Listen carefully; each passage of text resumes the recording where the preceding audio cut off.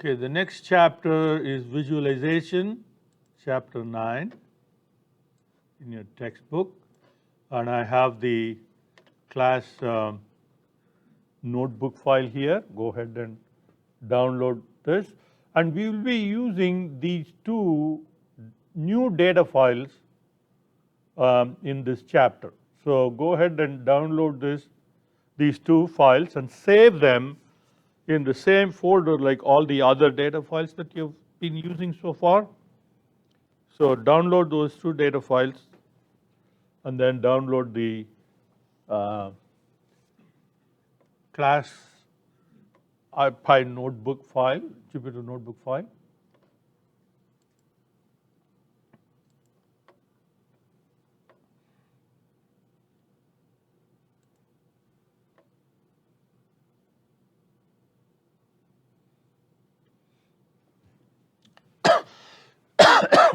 Okay.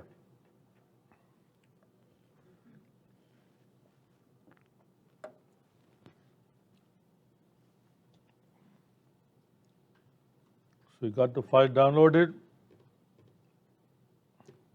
Do you have the notebook file open? Anybody? Any problems? Okay. So we're going to use matplotlib. Okay. This is matplot. There is a visualization package called matplot, I think, and this is a modified one for Python. So it's called matplotlib. Okay. And here I've given two links where you have lots of documentation and tutorials and so on. Okay, so we're going to be using mostly this matplotlib gallery of functions, and there are some additional functions available with pandas itself, and then there is another library called Seaborn, Seaborn. But Seaborn is built on top of matplotlib, and it makes some visualizations a little bit easier to do. But again, we are not going to cover Seaborn library. We will only use matplotlib, and so we're going to start with importing NumPy and pandas as always, and then we import the pyplot part of matplotlib. So matplotlib.pyplot. So that's what is going to be imported, and we give the nickname PLT for that. Once again, PLT is the most popular nickname. You can give any nickname you want, but stick with what everybody uses, which is PLT. Okay, so run that, and we're going to look at these plot types. Okay, bar graph. We'll start with bar graph, and then we'll do lots of bar graph, and then we'll do line graph, box plot, histogram, and scatter plot. So line graph is for time series data. Bar graph is for categorical data. Histogram, scatter plot, and box plot are for numerical data. Okay.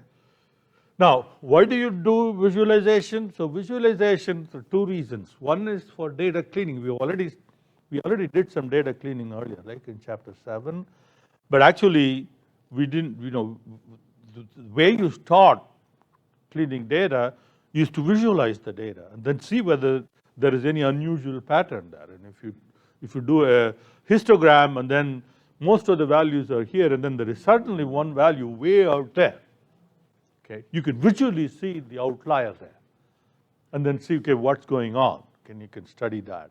So data cleaning and visualization go hand in hand. And then there is also visualization that stands on its own, which is to understand the underlying data. What kind of pattern you see.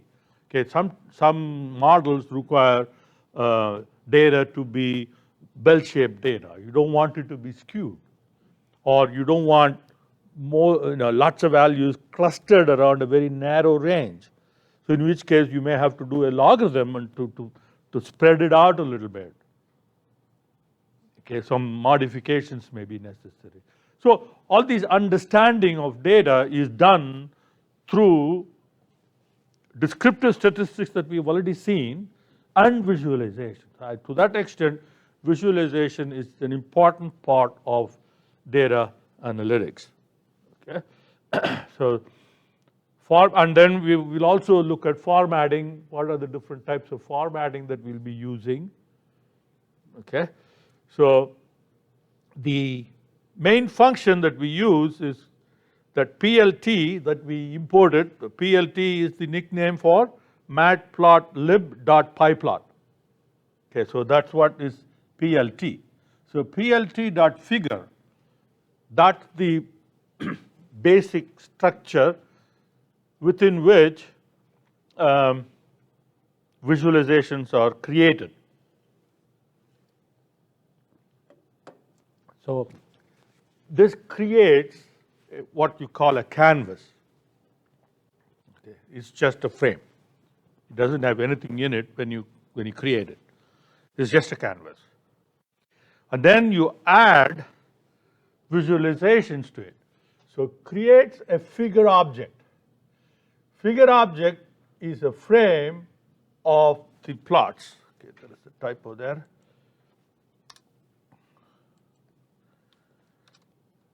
Right? Figure object can be reshaped with figure size given as a tuple.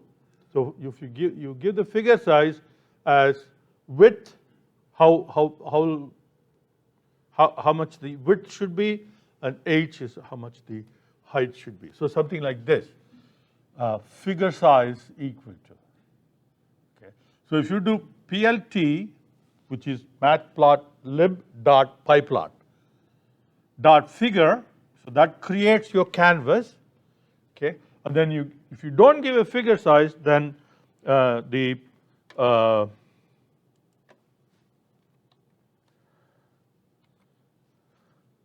default figure size will be used, which is 640 by 480.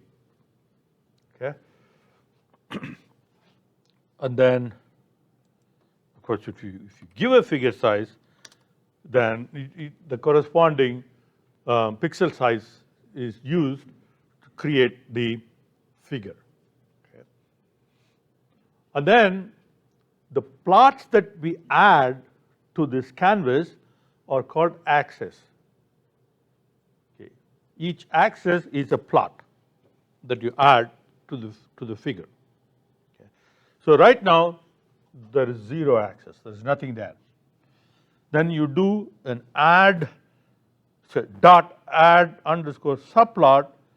So that adds the axis objects to a figure object. Plots are created in the axis object. Plots are not created in the figure object. Okay. So here the first line creates the canvas. Okay. So here when you create a canvas, you see nothing. So it's just a figure object sitting there somewhere. Okay.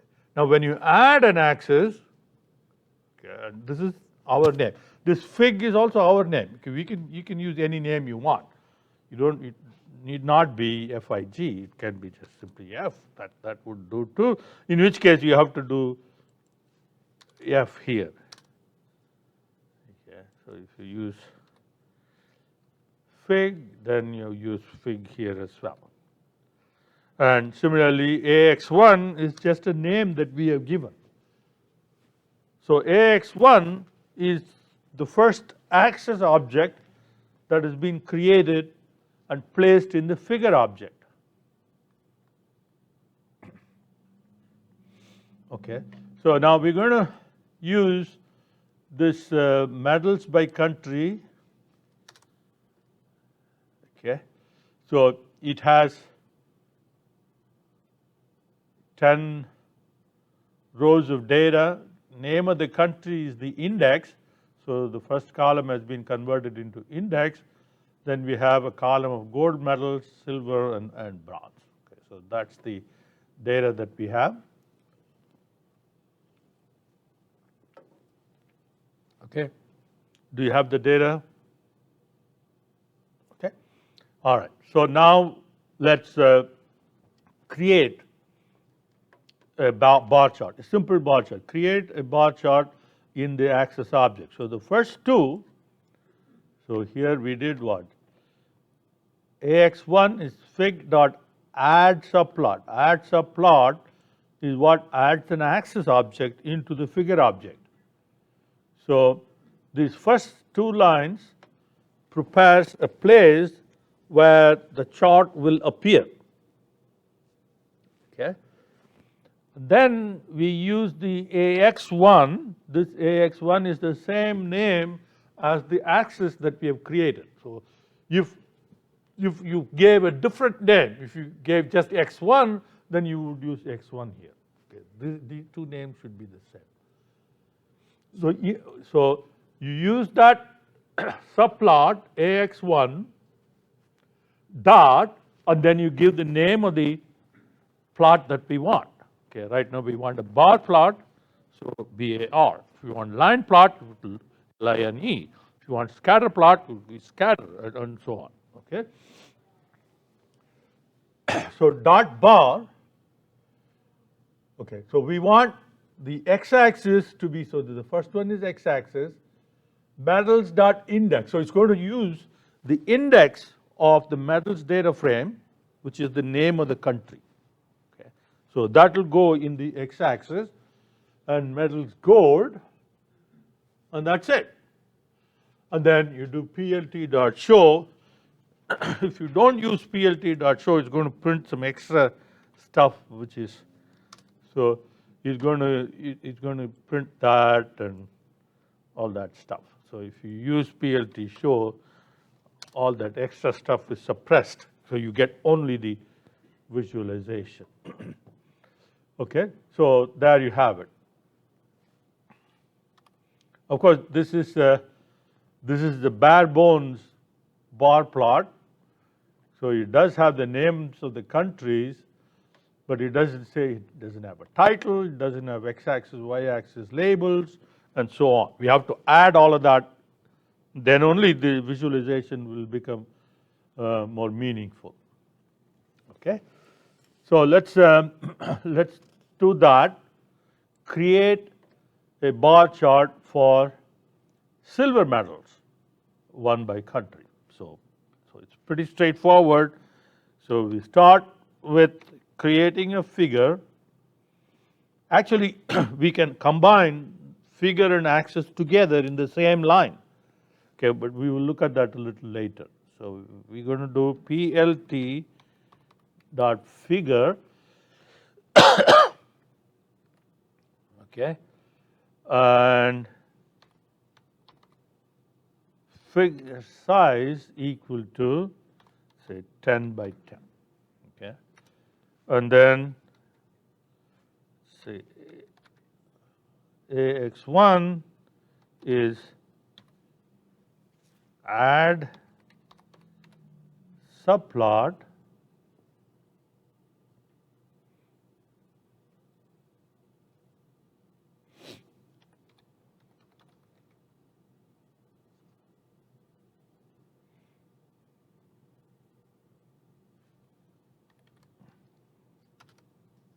Okay, so then when you run these two lines, you just get the canvas. Of course, if you don't run the second line, you get nothing. When you add an axis, then you can look at the canvas and the axis, right? And then you do AX1 bar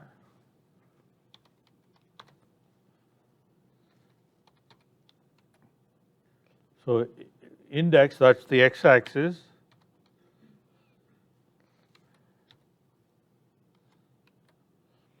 medals dot silver. Okay, then of course if you don't use PLT show, you get this